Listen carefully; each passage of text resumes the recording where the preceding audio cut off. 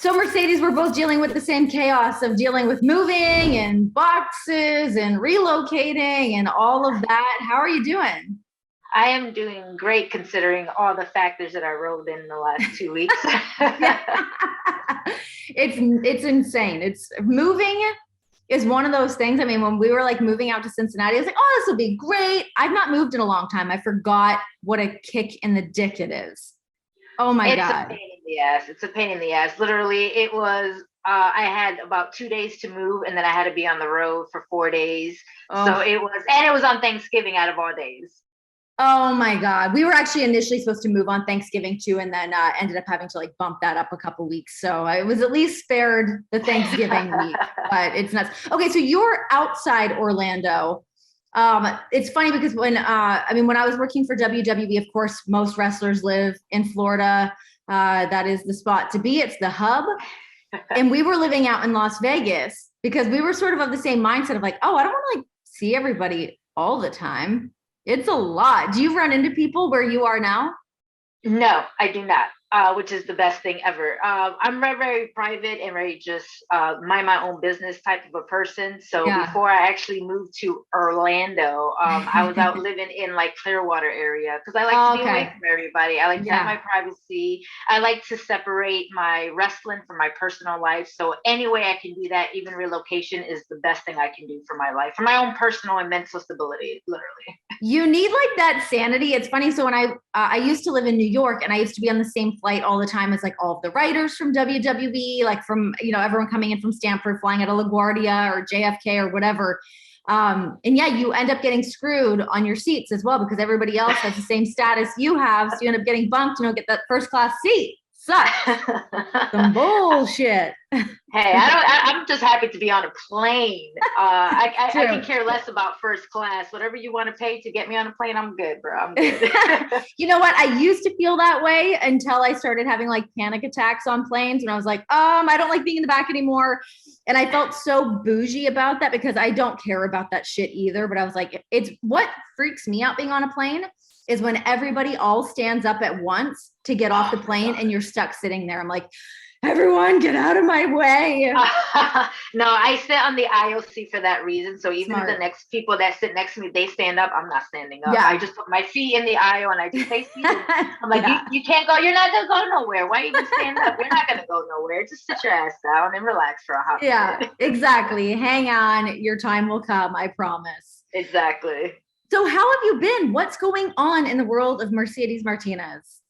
Nothing, I'm just, after I got released, it's just really hitting the independent scene, literally full force. It's almost like I never left. Yeah. To be honest, I haven't stopped, literally since my 30-day no compete clause ended and it was just hit and running and I haven't stopped. This is probably my only weekend free until the holidays and then I'm back running again as if this is my full-time job. Yeah. I'm just trying to balance the difference of just staying home and dealing with the PC, when I was signed compared to, back to the independent life and figuring out where my life goes from here. And it's just, it's not that it's a struggle. It's just a balance, trying to figure it all out again. And I'm just giving myself time, taking it week by week. Do you find it hard? And this is something that I've found for myself, at least like with my time in WWE, they tell you where you need to be, what you have to do. It all shows up on an app. It's easy to follow. And now that I'm in control of my own schedule, I'm the worst boss I've ever had. I'm trying to like get my own scheduling right. I'm trying not to double book myself. I'm like, oh my God, I need help with that. How are you with that? I've always been very good with it. Before I got signed with WWE, I was working the two jobs and wrestling. So I'm very organized, very pinpoint. I have a calendar. I know where things have to go. I know where things have to be. I know where I need to be. So I'm very organized and very in a routine in that aspect. Now it's just wrestling and that's all I have to rely on right now. And it's about going back to that real life mentality of should I get a real life job again? And then I will. I think in this point in my life, I have to think of stability. I have to think of the 401k, the health insurance, Sure. All that stuff that comes with it. And not that I didn't have it when I was employed with WWE. It's just a different mentality now. It's going back to it's the hustle and grind built in me. It's not everything is handed to you anymore. Now it's all right. Let me just go back to what I've always been doing and just hustling and grinding like I've always had. So nothing really changes. It's just the pandemic kind of killed a lot of things, and you kind of just stay home. And now it's just like, all right, not to move again. And that's all it's ever been. So it's the same, I guess you can say. When do you think you're going to pull the trigger on that? If you're going to go back to working another job? When independent wrestling does not pay my bills anymore. Fair enough. Yeah, right now it's paying my bills, and I'm very meticulous and I'm very frugal with my money. I'm very just chill, laid back. I'm not a money person. It's just my money is safe. It's always been safe. I have my 401. I have my pension from my job before I left it for WWE. So I'm already set in life when it comes to that. I just don't like being bored. I think that's what it comes down to. It's just being bored in my house, waiting to do stuff. I work out, and then it's just being home. So I want to do something. Like I hate being home. What was the job that you were doing before WWE? So I worked 2 jobs. I worked as a manager at a Walmart, an overnight manager, and then I worked as customer support sales floor at a Home Depot. Oh, okay. I was just a normal person. No one knew who I was. I made sure that wherever I picked my jobs, no one knew who I was. It was just walk in, and that's why it was always a night job. It was no one ever saw me. So I go there, and then I go from one job, working 12 hours to another job, working 5 to 6 hours. And then on the weekends, it was just travel, and come back home and ride back to work again. It was just a routine that I was used to. And then, when you get signed, it's just like everything stops. Sure. And you get, like you said, you get that app and they tell you everything that goes, and you're like, oh, okay, this is where I gotta be. All right. I have 4 days off. Okay. Yeah. So it's a change again. Now I have to think back, gotta hustle and grind again and get back to that mode. And that's all it is right now. It's just an adjustment. Did you miss having that sort of grind again when you were with WWE? Was it weird to adjust to having everything so laid out for you? I think it wasn't that it was hard to adjust. I do miss it. I do miss the hustle and grind and the go, because I've always been like that. I think when I got signed with WWE, it was hustle and go for the first 2 months. And then the pandemic hit and everything it was forced to stop. Yeah. So it wasn't like anybody expected it. I was forced to stop. I was forced to just not go. And then your mind changes, and it's a mind fuck. It really is. Yeah. It really just messed with my mind to just be home and do nothing when you just got signed. And they gave us the option for me, especially, do you want to opt out or do you want to keep working? And I just opted out. I was like, you know what? I've never stopped before, ever. In 15 plus years, I've never just stopped. Let me just take this time to stop. In life in general. And I was going through a lot of stuff personally. So I was like, well, this is my time to deal with everything and anything that's in the world and come back to WWE when I'm ready during this pandemic to, for my safety and the health of me and my child at that time, to live life and just enjoy it right now. Yeah, it's weird. I find like hitting that pause button, because like you said, I mean, even with my time in WWE, which was like, over 8 years, but you're used to being on the road every week. You're different flights, you're in different towns. You've got all these places to be, that to hit that pause button and like, just figure out what it is that you want and what you want to do. It like that shit like shakes you to the core a little bit of like, what am I doing? What am I doing with my time? I mean, that's when I came to the conclusion that I just didn't want to do, work at WWE anymore, was essentially during that time. So, I mean, obviously there was other factors involved in that. Yeah. But yeah, I mean, it was just having everything slowed down because it's hard to get off that ride. And I think it's the same. And, it will be the same, obviously, for independent wrestling. It's like on to the next, on to the next, on to the next. There's no perfect time to really slow down. It shakes you for sure. It definitely does. I think throughout my whole career, if I needed time, I just took the time. I always put my mental and my health first before anything.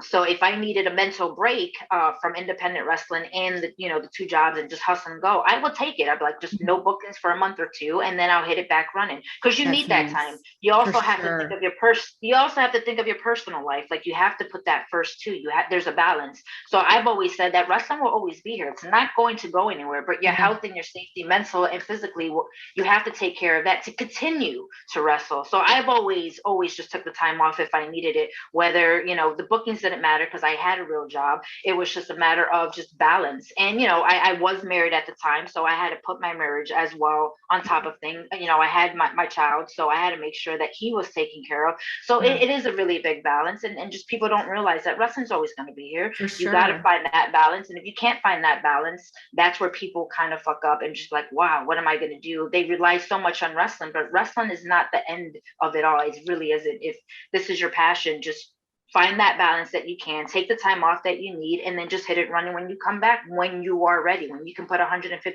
in it, then it's time to go. But when you can't, just stop for a hot minute, relax, take care of your life, and then go back at it. And people just need to find that balance.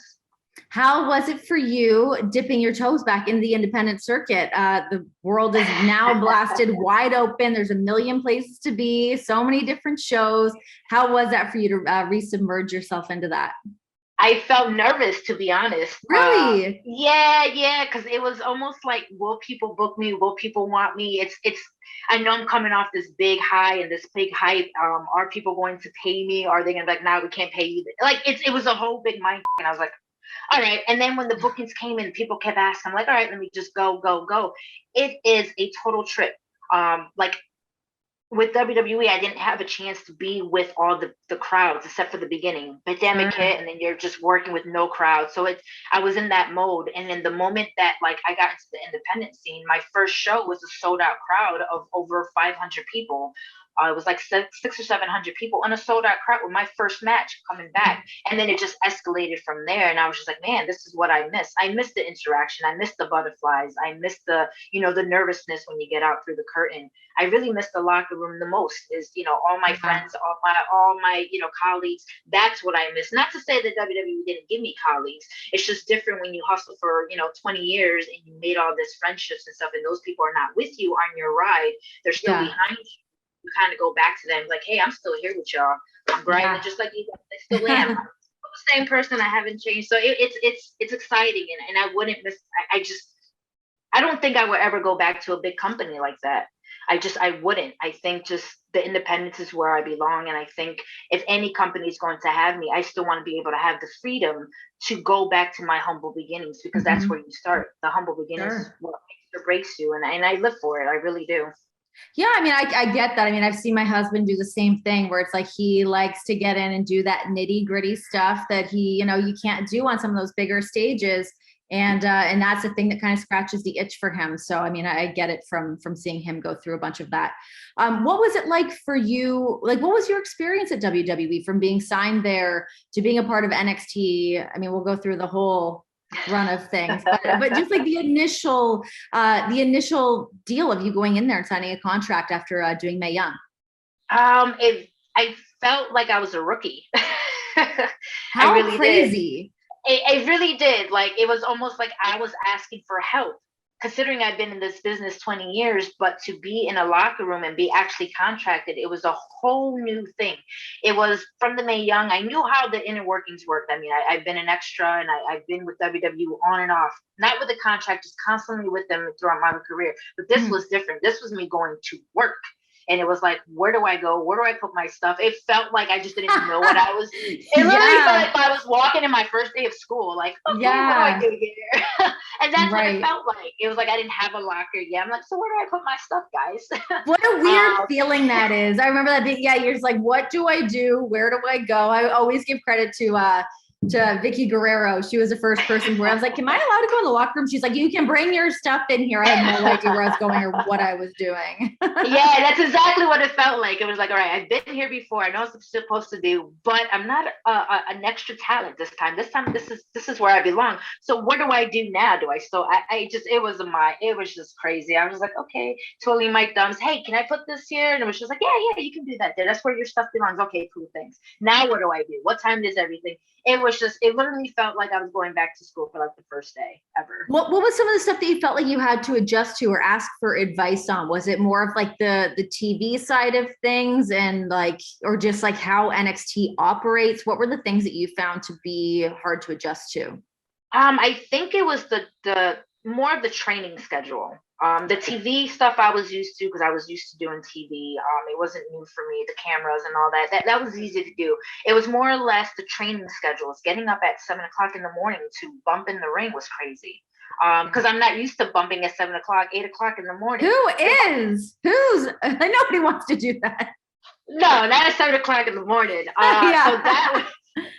But your day is done by like 11 o'clock with the gym and the training. And I'm just like, man, and then you have this whole day free. So that was a mind trip on itself because I'm not used to that. I think it was just adjusting to what they wanted compared to what I wanted. Going in, it was something different for me. I didn't have to train every day. And what people don't realize is that, yeah, I've been in this business 20 years, but I wanted to. I wanted to be there. I wanted to train. I wanted to have the whole NXT experience of the PC. Not that it was required of me, because it wasn't. They knew that I can bump. They knew that I can train. They knew that I was going to do my own gym stuff. It was more or less, I wanted to come and I wanted to be here. So put me in a group, put me in the training. Like, where do I go? Where do I go? So it was me always constantly calling coach and saying, hey, can I come to your gym class today? Because I'm bored. I need to train. He'd be like, yeah, just show up. I'm like, okay. So it was literally just like that. It was just kind of, if I wanted to be there, I would show up. I tried to make myself accessible and make myself feel the experience that everybody else was feeling, so I can kind of understand where they were coming from. Sure. I didn't want to feel like a superstar, let's put it that way.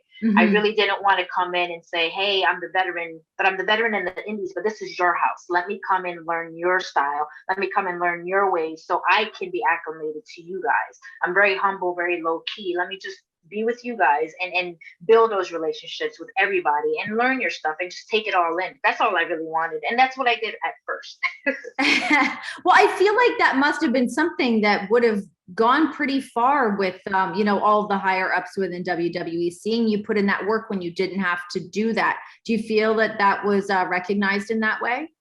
I hope so. I didn't move to Orlando when I got signed initially. I was still over in Clearwater / Largo area. So I was just showing up for TV only.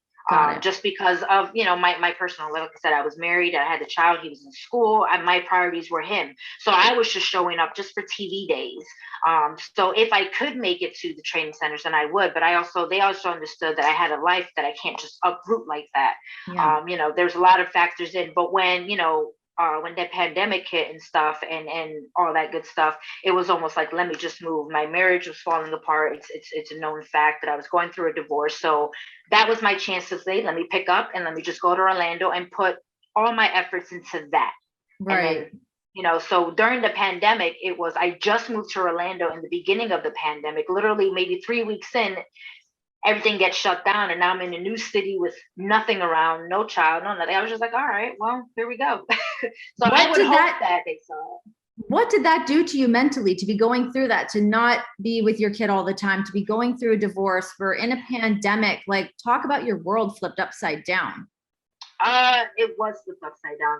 It went from getting signed in January, go, living in Clearwater and stuff, and then all of a sudden, pandemic hit. I just moved to Orlando and going through a divorce. My grandmother passed away. Everything just happened. When I say everything happened, it happened. In November of 2019, I was overseas, came back home, and it was like, all right, I just got signed. No one knows yet.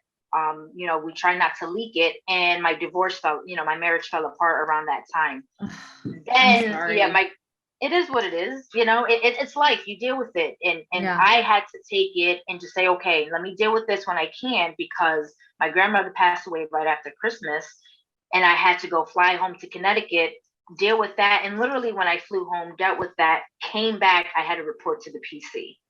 And I wasn't even living in Orlando yet. I was still living over in Clearwater area. Oh my God. By the time I got my apartment, it was like February of 2020. Been only with WWE for a month. My marriage fell apart. Didn't know when I was going to see my child. I was like, all right. And then pandemic hit in March. And it was just, everything just stopped. For me, the world just stopped. Mentally, I was It was, what do I do? So when I say the pandemic is a curse and a blessing, it was a curse for my career at that time, but it was a blessing because now I can deal with everything personally. I can deal with my emotions. I can deal with my breakup and the divorce, and hopefully seeing my child through all this, because he's he's immunocompromised. I was like, man, so we didn't know what was going on with all this. So I opted out because I'm immunocompromised. I'm vaccinated now, but I didn't know what, COVID can do to me. What makes you immunocompromised? I'm asthmatic. I need an inhaler and as well as a nebulizer if I can't breathe. I'm on machine. And my son is the same way. He has to be on machines if need be for his breathing. So, COVID at that time was, if you catch this, you're going to lose, you're going to die because it affects your breathing. I'm like, man, I can't breathe enough as it is. Yeah. I need machines and stuff to make me work. So I opted out for that reason. And I was more scared for him that if I contacted something at WWE, that I would bring it home if he was with me. So I opted out for about 7 months. And for that 7 months, it was just being home and just trying to figure out what to do with everything. Trying to finish the divorce, trying to see my child, trying to figure out with WWE, trying to get training done because you couldn't train anywhere. Go outside and that's about all you can do. But then if you go outside, it was just so many restrictions. I was a mess. I was physically and mentally a mess until I figured out that I have to get my shit together because I can't hide anymore. 6-7 months is enough. WWE is calling me, hey, when do you think you can come back? And I'm like, I don't know. Like, I'm going through a lot of shit right now. Like, it's a blessing, it's a curse. If you look at it this way, they want you to be on TV, but if you're not mentally ready for TV, you can't give them your all. And I was like, I'm just not ready mentally. Physically, maybe I'm physically ready, but when you're mentally fucked and your whole world just fell apart, you don't know what to do. You don't know if you can perform at the level they want you to perform. And that's what I felt coming back. When I did come back, I felt like I wasn't ready, but I knew that for me to keep my job and to keep my spot, I had to go. And I wasn't ready. I wasn't ready when I came back, probably September, October, maybe. I was just not ready. I was just going through the motions and doing what I had to do, and they understood that. But I think negatively it affected my career in that aspect. And so I can get my shit together. I'm like, all right, now I'm ready to go. Let's do this. But it was a mind. It really was. Did you are you like a proponent of therapy or anything at all? I had therapy sessions and stuff through the pandemic just to kind of see where my head was going. There was a lot of things going on, and mentally, it wasn't just my marriage or anything like that. It was just more career. Like I was like, man, I just finally got my shot after 20 years. Here I am, signed my dream job, and then it just all got taken away from me. That's heartbreaking. What do you do? What do you do? And then you don't have the person that you were with for 9 years and your child. What do? You got everything ripped away from you in a matter of a month. So I spoke, I went through therapy for about 2 or 3 sessions, and I was like, you know what? I don't need this. Let me do this on my own, because eventually I'm always on my own. You have to rely on yourself. And that's just the way I am. That's just the way I'm built. So I dealt with it on my own and do my best. I'm still dealing with stuff, but you live, you keep moving, and I learned to just wake up every day and just be blessed that there's another day that you're awake, and just take it literally day by day. Every day is not going to be the same. And that's how I dealt with it for the most part.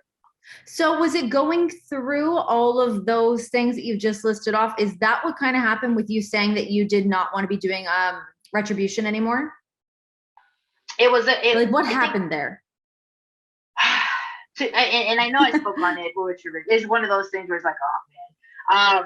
So Retribution was one of those opportunities, right? You want to get to the main roster. That was the thing. Retribution I was going there to be as an extra. I was in the middle of a storyline with Rhea Ripley at that time, and they called me to Raw just to be extra. I was like, all right, so not only am I doing Raw and SmackDown, but I'm also doing NXT in a whole week. And that was just so much. I was like, all right, boom, boom, boom. And then they're like, well, now we want you part of this Retribution. Me in my head, I'm like, okay, I just finished my storyline with Rhea in our steel cage match. This is my opportunity. However, personally, I needed to know what this group was going to do. What is this group? What is the mentality of this group? Is this something personally that I can get behind? No one knew anything about this group. Mind you, everything was going on in the world with, the riots. And so is this group part of that? Because I don't condone it. I don't want to be a part of something that may be mirror something outside of real life, right? So they didn't know what was going on. So I was like, all right, so just keep us hidden. That's what they did with the hoods and everything. I was like, all right, cool. The moment that we unveiled ourselves, it was one of those things where I was like, I just I can't do this. I cannot mentally go through this group knowing that my whole career was based on me and doing things my way. It's okay to be part of a group, but it wasn't okay when there was no communication to talk to me about the group. It wasn't okay to let me know that you were going to change my name the day of without a contract. I was Right. still on an NXT contract. And I'm not stupid. I'm a grown ass woman. Talk to me. You know, if you want to change my name, tell me. Don't tell me the day of the show that you're going to change my name. We didn't agree on that. We don't agree on anything. And you know, if you want to do something, that's fine, but don't expect me to take it down lightly. I'm one of those people that if you talk to me, we can talk. I'm on an NXT contract. Here we are in Raw. I'm not part of Raw yet. Let's talk. Let's figure out what's going on. The moment that happened, I was like, I can't do this. I don't want to be a part of this group. There's no communication. I want to be known as Mercedes Martinez. That is what I built my legacy on. That is what I built my brand on. I don't want to be known as another name in WWE because my point to get here was based on me. You took me as me. You took me as Mercedes Martinez, not as another person. You can change me all you want, but I don't have a long shelf life. I'm 40 years old. There's no way that you're going to try to change a character and expect me to go 5, 10 years. I mean, I probably can, but I had to think realistically. 20 years as Mercedes, there's just no way that I can go as another name, another character, anything. I can try. And like not a very good name. Let's just also put that out. I mean, retaliation. I think people were kind of questioning all of the names that were going on with Retribution. You know like, what? It but was also weird. Like things. I think specifically for you and Mia, like two women who have made their name on the independent circuit, and then to lose that value by slapping on these kind of, you know, gimmicky names and whatnot, just was a bit of a head scratcher. Yeah, it was just talk to us, you know. I believe in communication, and I think maybe they had a lot of things going on. I'm not sure. Maybe they didn't want us, maybe they did. I was like, okay, I can be a part of this, but I need to know communication. Like, I'm still, when are we going to talk about my contract? When are we going to talk about what's going into this Raw contract? When are we going to talk about this name change? When are we going to talk about gear and clothes? Character. I had no clue what this character was going to be like. We're just dressed in black and we're just walking out there. What am I? Am I still going to be Mercedes' character with a different name? Am I wearing a mask? I can't breathe in this mask. I can't work in a mask. I can't do this. Okay, you want to put me in a mask? Here, I got a face mask for my entrance. Use mine. Like it was the communication factor that threw me off. And not to say that people can't do it, just me personally. I am who I am, and I'm very to the point, blunt, and I'm very professional about it. I'm not gonna like you do this. No, I'm just like, hey, you know, this is what I think. Here's an alternative. Here's another thing. Like I'll give you suggestions. I'm not gonna say no to one thing, but here's an alternative to maybe what can we do. I will always give something again, but it was just, I don't think it was for me personally. I just think I'm better off myself. How do you think the suggestions and you not wanting to be a part of Retribution was received? I don't know who was it, like through Hunter that you had those conversations, or who did you have to have those or Bruce Pritchard? Who are you having those conversations with? Bruce Pritchard was the one who told me that my name was changing right before we got unveiled, and I was just like, oh no, we can't do this. I spoke to Carano. I spoke to Devon. I eventually called Matt Bloom. And just said, this is what I'm feeling. I'm not feeling this group. I don't want to be a part of this group. I don't think it's right for me and my career. I just think that it's best suited for someone who has a long shelf life or someone new who can build their career here, who has the shelf life. If this doesn't work, what are you going to do with me? I would rather just keep building on my Mercedes name. If that's okay, I would rather just stay in NXT. It's not about the money, because it never is for me. It's really about just me and my legacy and what I've done for 20 years. And they all agreed. I was just like, you know, I'm good. Thank you for the opportunity. And when there's another opportunity for me to be Mercedes, then, you know, hit me up. I'm still going to be here. And that's how we took it. So they took me 2 months off, and they're like, yep, we agree. Everybody was on board. They talked to Vince. From what I understand, he understood where I was coming from, and they put me back on NXT. And it took about 2 months to kind of let everything clear, let everything, try to figure out storylines. And then I was back on NXT, and I hit it running from there. It was just like a reset, I guess you can say.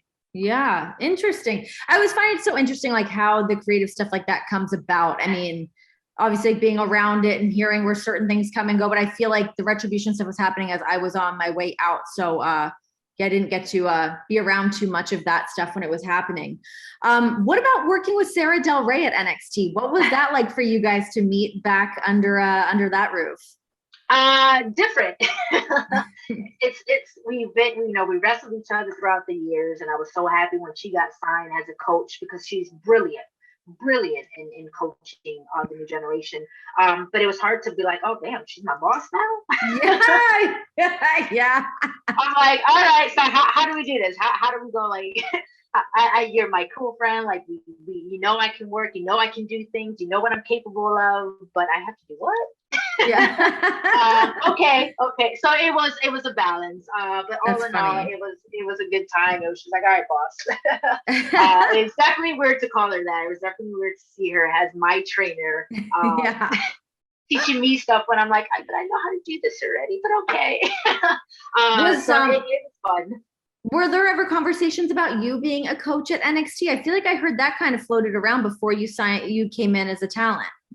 Yeah, it came around more than once. I did before I actually got signed. It was after the Mae Young Classic. I actually guest coached at the PC for a week. I believe Serena Deeb, who was a coach at that time, she ended up, I guess she was on vacation, so they brought me in as a guest coach. And I'm like, okay, this is cool. I'm gonna be here for a week. And all I did was just kind of run the drills that I would do with my students or, people that I was helping at another school. So I just ran through the drills and all that. They were very happy for the week that I was there. We tried to get me back another week. However, I was doing a lot of overseas tours. And when I say overseas, it was back to back. It was England, Canada, Australia, and it just kept going back to back. So I never got back to do my second week there. And then after that, pretty much I just kept going. And here we are when I got signed. When I did get signed, talking to Triple H, it was, we talked about, he basically just said, sorry for bringing you in so late. He goes, we've always wanted you, but the concept just wasn't the right time to bring you in. And I get it. For me to be brought in, I'm a different breed of a wrestler. I'm not, I'm very no nonsense, very tough, badass looking. There's criteria that WWE looks for, and I never was that criteria. I never was that mold for them to bring me in. But when they did bring me in, it was the right time. And we always talked about that maybe when my contract ended or when it was nearing the end of the contract, that maybe we can transition to coaching or health coaching or agenting or something like that. That I would always have a job at WWE in one way, form of capacity, that I will always be there to help the new generation. And that was our conversation when I got signed. So there was always something there. And I've always helped the girls. I've helped the girls, in open ring and I give them different things and the way I would see things. But it didn't work out like that for right now. I'm not going to say that I won't be back. I just think if I ever go back to WWE, it won't be as a talent. It's going to be helping the new generation, which is what I hope to do anyways in the long run. So. Yeah, absolutely. I mean, I think that would definitely be nice, especially for the girls down there that would that have looked up to you and the people that were able to work with you to be able to get in there and learn a bit more under the learning tree of Mercedes. I think that would be really cool. You and Serena Deeb, when do we get to see more of you and Serena Deeb? Are we going to get you over in AEW some more? How do you feel about that? When AEW calls me, all they got to do is give me the date. That's all. I'm a free agent. I am contracted to nobody. I am a person who just wants to wrestle anybody and everybody. Doesn't matter where I'm at. Just give me everybody. I still can go. And I think me and Serena, we need a match. We are two pioneers in this business, and I think that we have great chemistry. Every time that we work together, we've always had great chemistry. And when AEW wants to bring me in for her, I'm down for it. I'm just waiting for the phone call. Yeah, I'm just waiting. Hello. Call the girl. Call her up. So you've mentioned it a few times during this interview, but you keep saying the shelf life. What do you think is the shelf life for women in professional wrestling? The can has been opened, ladies and gentlemen. The shelf life that everybody wants to put on females is horrible. I think when you can go, you can go. I think when it's time to stop, you will know when it's time to stop. I think for me personally, I'm in the best shape of my career. I feel great. I think I felt better now than I had when I first started. Um, when I'm ready to stop, I will let the world know. I'm not one of those people that are going to keep going just because. No, when I'm ready to stop, I'm going to stop. And when I stop, I'm done. You're not going to see Mercedes. And like, see you, peace. I'm out of here. But I think that in professional wrestling, there's this shelf life that everyone puts on females, and it has to do with your age. It really does. I'm 41 years old. I can still go probably better than most 20-year-olds right now. I really can. 20-year-olds are going out there doing all this crazy stuff, and they're not going to have a long shelf life if they don't take care of themselves. Right. I train. I still train. I still train in the ring as if I was, brand new to this business. I still go to the gym. I still eat healthy. I still take care of my body so I can keep going. But my age should have nothing to do with it. The way I look should have nothing to do with it. I believe that wrestling, there's a niche for everything out there in wrestling. There really is. There's a niche for, the pretty model girls. There's a niche for the bodybuilders, the fitness girls. There's a niche for those females who are big bone and just, are monsters like a Nia Jax and a Doudrop. Like there's a niche for everybody. If you can wrestle, then you can wrestle. Yeah. You have your own character. They want to give you a character, fine. Let them give you a character. But if you can wrestle, you can wrestle. You are the only one who should be able to say, I'm stopping. No one should tell you that. If, there's some people who retire at the age of 25 to 30 years old. Why? Because they can't go no more. It's literally them telling the world I'm stopping. But for someone to tell me that I'm going to lose a contract or I can't get a contract because I'm not under 30 years old, there's a problem with that. I can go better than most 30 years old, and that's facts. If you want to speak realism here, I can go more and better than those 30-year-olds. You don't have to teach me nothing. Just tell me where the camera is and I will go. But for them to say that, it's not right. Because then how about those people who start late in their careers? How about those that start at 25 because they thought about college and stuff, and then wrestling just found them at 25 years old? You're going to tell them that they can't go past 30? It's not right. I believe it's not right. And, you got the males who come in at 50 years old and they get that spotlight like they never left. But here I am at 40, 41 years old, and you're not going to give me a spotlight because I'm 40? Nah, it doesn't, that's not right. It really isn't. We're going backwards here. When do you feel like you really hit your stride? Oh, I think I've hit my stride a couple times. I bet. No, I'm sure. I think anyone, with gender aside, I feel like, everyone kind of goes through these ebbs and flows. But yeah, for me, I think being in my mid 30s where I'm like, okay, so many things are starting to connect and I look at things differently. So, me at 25 versus me at 36 now, it's like, I'm a different, more well-rounded person, but it comes the same. It's just in television in general, and people want to put an age on you and put a shelf life on you. It can be stressful. I know I felt the stresses of that before, being like, oh my God, even now, like having a baby, I'm like, oh, are people not going to want to hire me anymore? Like there's all of these things that you think about, and it's up. It is up. I think hitting your stride comes in different moments of your career. I started wrestling when I was 19, hitting 20. That was my first stride, and then it stopped at like 2004, 2005. I took a dip in my career. I had personal issues. My father died at that time, and I had surgery. So there was a lot of things going on. Then I came back and hit my stride when I came back for about 2-3 years, and then it dipped again. So your career always does this. You just got to know that when you're at the low point of your career, that's when the best time is when you're not getting those bookings, is to reinvent yourself, take care of your injuries, and then come back as if you never left. And that's all I kept doing. The biggest stride I've hit was probably back in 2017, was when I hit my biggest stride in my career, where it was just anything that I did was on the money. It was, I came back, I took a hiatus for about 2 years, a personal hiatus for my mental, and I had surgery that no one knew about. And it was just like, I came back and I hit it running. And from there, it hasn't stopped. It literally has not stopped. So that was, and that was what, 37 at that time. So 36, 37 years old, I'm hitting the prime of my career and hitting and running. And I'm still, at 41 hitting the prime and still hitting it running. It's just, it depends on how you take care of yourself. And no one should tell you that at this age you need to stop, or if you have a kid, you should stop. It shouldn't matter. If you can still go, you can determine that. If you need time off, then you tell your bosses, hey, you need time. And it's not just with wrestling, it's with everything. Even, my real jobs, it was still the same thing. It was, well, you're at this age. Well, I don't care how age I am. I'm a manager. So what? If I'm 37 years old and just got my manager job, so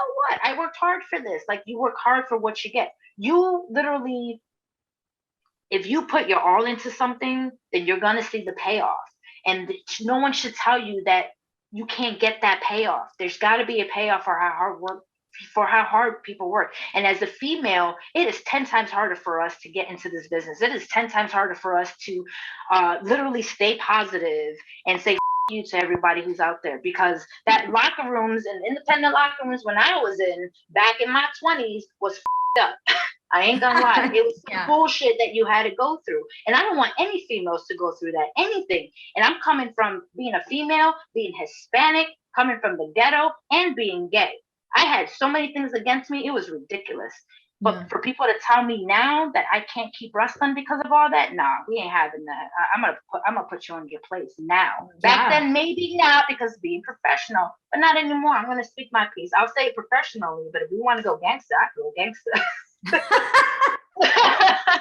Stop putting limits on us. It's so annoying. But on a positive note, I mean, 20 years in professional wrestling. Congratulations. That's huge. 20 years in this business. And I mean, like you said, from starting out, in the independent circuit, to what those locker rooms were like, what I'm sure it was like, being booked on those shows, et cetera, to where things are now. What else do you think needs to be done in wrestling to make it a better, more functioning place? I think it's hard to look at that coming back to the independents. I'm coming, leaving the independents and then being with WWE for about a year and a half and then going back to the independents. I can say not a lot of things has changed, maybe because we're just coming out of the pandemic and stuff. But I think the one thing that needs to change and big time is just the camaraderie. Like, the locker rooms have to be supportive of each other. And I think that's one thing that people need to realize, is that when you build somebody up, they're going to take you with you. If you're supporting them, they will take you with you. They will literally grab you by the hand and say, hey, I did this with you. So I'm going to make you come up with me. When I got signed, I made sure those who were, behind me, I would bring them with me if I could. And even if I didn't have the top spotlight, I would make sure that any match I did, I would showcase whoever I was in the ring with. My job is to build talents. My job is to make sure that if I can't get there, whoever I'm wrestling, whoever I can help to get there will get there. And that's what it is. It's the support system on the independents. And that's what we lack everywhere. Is some people they want to rise to the top. They want to step on your back. They want to stab you in the back. They want to be your friend in front of your face, but they want to talk shit behind your back. And we don't need that. Everyone's here to try to make money. Everyone's here to try to make fame. Doesn't matter where you come from. Some work 10 times harder than others. Some are literally spoon-fed this business. But we all here to, if you have that, let us get a piece of that. Like, we work hard. Just bring us up, to give us the opportunity is all everyone asks for, right? So it's really being brothers and sisters in that locker room. Everyone, you want to get there, but you can't get there by yourself. You have to have one good match with someone, and that person has to put you over for you to get your spot. Don't forget that, because the moment that you get an ego and you be this bitch about it, the person who you dog down is going to come right after you and going to knock you on your ass. And then you're not going to have that spot no more. You have to be humble the whole way through, from the bottom to the top. And people don't think like that. They get to that top position and they forget all those that helped them get there. You wouldn't be there if it wasn't for someone like me, let's just say. If you're the champion now, well, I just gave you a hell of a match to make you look like a superstar. Mm-hmm. Give me credit where credit is due. Don't dog me, and just remember that I'm trying to get to your spot. Help me out as well, Yeah. Who are some other stars that you have an eye on right now that you've come across in the independent scene, or even people at NXT that maybe that didn't get their time to shine? Oh man, I've been putting over, coming back into the independent scene. There's a lot of girls, a lot of freaking talent, man, that I just want to wrestle. Like Rachel Ellering, who never had her time to shine in Yeah. NXT. For whatever reason, they just never gave her the ball. But she's an amazing talent. Like we had one of our best matches. Like the first time I wrestled her, it was phenomenal Mhm. on TV for Impact. And that's someone who's underrated, who just doesn't get the credit she deserves. There's Roxy, who's ROH Women's Champion, who's what, she's 20 something years old. I met her when she was just 18, I think. Oh my And I was gosh, like, man, yeah, baby. yeah, it was just a baby. But she has Yeah. the potential. Like you have to look at someone like that. You have someone like Max the Impaler, who's got this great character gimmick of like Mad Max style, who's a monster and a beast. And it's just like, man, if only people can just see her potential, but they look beside that. Everyone looks at talent with their looks and stuff, but what you have to look is you have to look at the character development. You have to look at someone who's trying to be different. Willow Nightingale is another one. Lady Frost, who has this gimmick, and she's another one who's up there in age, but age doesn't define her at all. She's athletic and can do backflips. Who I would love to wrestle. Man, there's so many. Kylie King, Thunder Rosa. There's just so many people out there that just haven't had the opportunity, that are getting the opportunities now. Yeah. And it's based on their athletic ability and maybe their characters. I don't know. I just want to be able to wrestle anybody and everybody who's coming up. And if I can help you, then I'm going to help you. If you want to get your stride, I got you. I got your back, because I'm going to put my body on the line to make sure you're up there. There's a Masha Slamovich, who's a hard hitting, no nonsense type of wrestler who can go. She's another one that there's just so many out there. It's hard to pick and choose who you want, but man, the independence is rocking right now. And Yeah. not to say that AEW or Impact or NXT doesn't have them. Yeah, they got good girls, but man, look at the independents. We're hungry. The There's a independent lot. scene, there is hungry people out there who are looking just for one opportunity. They just need one. And if you give them that one opportunity, I promise you that they will shine, because that's all they need. They're not spoon fed this business. They're literally working their asses off, working jobs and still grinding to get there. But man, if I had a promotion, I would just sign everybody. Like, come here. Come to Mama Mercedes. Come on. It's so cool how diverse. I mean, even the names that you just rattled off, it's like it's such a diverse, giant group of women that are kicking ass. Like you said, it's like when you first came in the business, you felt like you didn't belong, or you weren't that prototypical, what was a WWE diva at the time. I think that idea in women's professional wrestling is kind of obsolete at this point. Oh, it definitely is. I think that everyone has to be themselves. Yeah. Essentially, your character is you being turned up 10, not like 100 notches. You know what I mean? So whatever character you are doing in the independent scene is really a form of you, or something that you like. Max the Impaler, she's a sweetheart. But man, when she's in the ring, she's like she's gonna bite your head off and Mad Max. But it's the truth.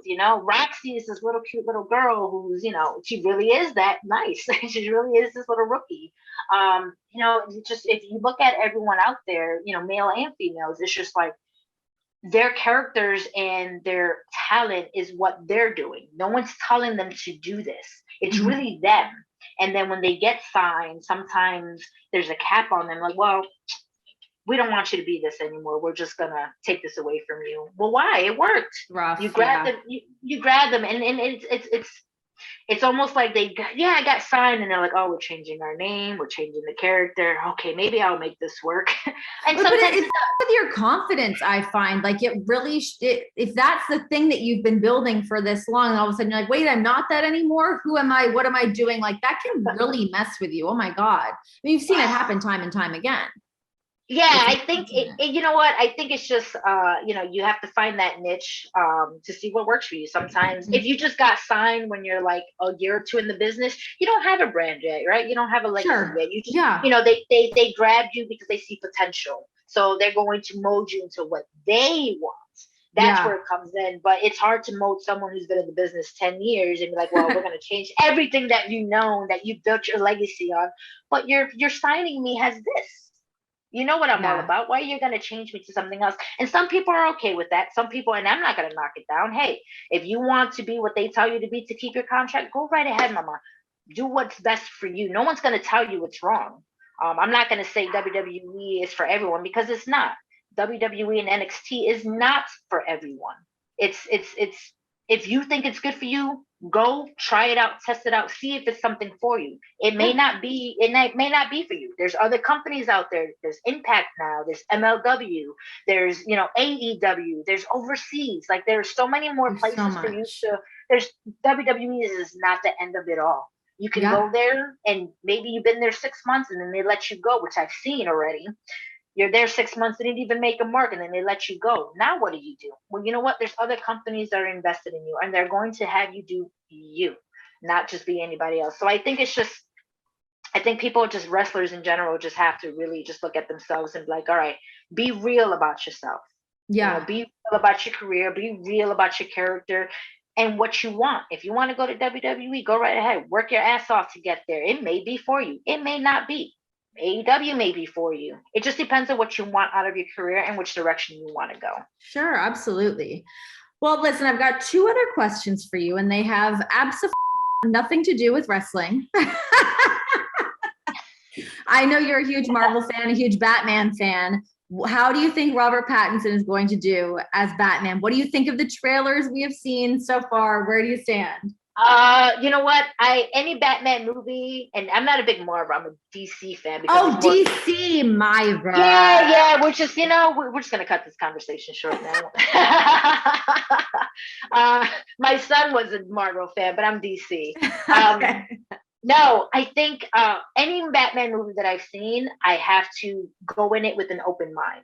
Because there's different versions of Batman. If you're a comic book nerd like I am, you can see the evolution of Batman in the different characters and the different sides of Batman. So there's the really dark, the Bruce Wayne. So everyone has, how do I put this? Everyone has an actor has to play either Batman or Bruce Wayne. So like when I watched Ben Affleck play Batman, he was a really good Batman, but he's felt as Bruce Wayne, you know, in my opinion. But, you know, you can't have both. So I think going into this new Batman, the trailers are great. I'm like, oh, I'm excited. I'm not sure about, you know, not sure about the actor because I'm not a big fan of him. But I think with the trailers, I think he's going to do a good job. Only because I know where they're coming from with this when it comes to the comic book sense of the character. If you're looking at the comic book sense, then you will understand the movies. And people forget, you got to look at the comic books. You got to read the comic books, because if you don't, everyone's going to always go back to that first Batman movie with Michael Keaton. Like, this is the way he should be. Nah. Who is the best Batman in your opinion? Michael Keaton. Yes. Has to be Michael Keaton. He's the original. He will always be good because he played both parts really well. I'm not going to take away from Christian Bale or anything like that. He did good in his trilogy, but that's the really dark side of Batman. He did good as Bruce Wayne. He didn't, you know, it was just, you can't do good as both. That's all. It's just, like I said, there's different genres of Batman. There's different parts of Batman that people don't understand unless you're a comic book nerd. So you have to look at all these movies and just like, all right, I can see where that's coming from. It's from a lot of nuances. Yeah. You gotta be a comic book nerd to understand all this little significances, right? I'm very excited to see Zoe Kravitz as a Batwoman too. Or wait, Catwoman. Duh. Catwoman. Wow. Catwoman. Am I ever botching the comic book world right now? You're fired. You're done. Okay, my last question that has nothing to do with wrestling either, but holidays are just around the corner. Do you have a great coquito recipe? No, I don't. I just buy them. Damn! As I was like preparing for this interview, I was like, I wonder if she makes coquito. I want a good coquito recipe. There's a little tidbit here. Like I'm like one of 4 kids. Well, technically 5, but out of all those kids, I'm the one that doesn't cook. Damn. Whatsoever. I have been an athlete all my life. I've been traveling all my life. I can clean a house like there's no tomorrow. I'm OCD about that. But when it comes to cooking, I can't save my. I can't make coquito. I just have to buy it from my Spanish friends. Like, hey, you making coquito for the holidays? All right, well, save me like 5 bottles. And they all make them differently. I don't know what they put in them. I really don't. I know there's eggs, and I know there's some rum and some cinnamon, and that's about as far as I get. Yeah, I really would love to nail a recipe for it as well. John has told me all about it. I don't think I've ever actually even had true coquito. So maybe this year I'm gonna look up some recipes and see what I can come up with. Nah, you got to find a Hispanic friend, a Latin, a Puerto Rican friend, and be like, my Canadian ass will it up for sure. No, it's something about the rum. Everyone makes it different. It's literally like cinnamon sticks or just cinnamon, and some people make it with eggs, and some people don't. Some people put a lot of rum in there, and some people don't. Just every Hispanic makes it differently. Puerto Ricans make it different than Dominicans. It's ridiculous. I just go to my Puerto Rican friends because that's all I know. So I just have theirs. They're all different. They all taste differently, and I just wish I knew how to make it. I will it up probably. I'll probably taste like it. It's the raw eggs that kind of stress me out. So I need to figure out how that is done so that I don't make myself. If you find out, you just gotta let me know. So maybe you don't even have to put any in there. Maybe. I mean, I feel like authentic wise, you should. I mean, I'm a huge eggnog fan. I also have never made eggnog. I just buy it. But that's obviously easier to come by in a grocery store than coquito. But I'm gonna figure it out. I'm gonna get to the bottom of it. I'm on it. I got this. Good. As someone is. I'll try my best. All right, Mercedes, thank you so much for joining me on the show. I really appreciate it. Looking forward to seeing you pop up in every promotion, wherever you want to wrestle, whoever. It's wide open right now. No, thank you for having me. I appreciate it. Pretty much opened up on this interview a little bit more than usual. My girl. It is what it is. It was a chill, laid back conversation, right? That's all it felt like. So yeah. I'm just glad to be back on the independents. I'm just glad to be wrestling and still just doing what I'm doing. Love what I'm doing. That's all that matters. But thank you so much. Yeah, happy 20 years. Oh yeah, thank you. All right, bye.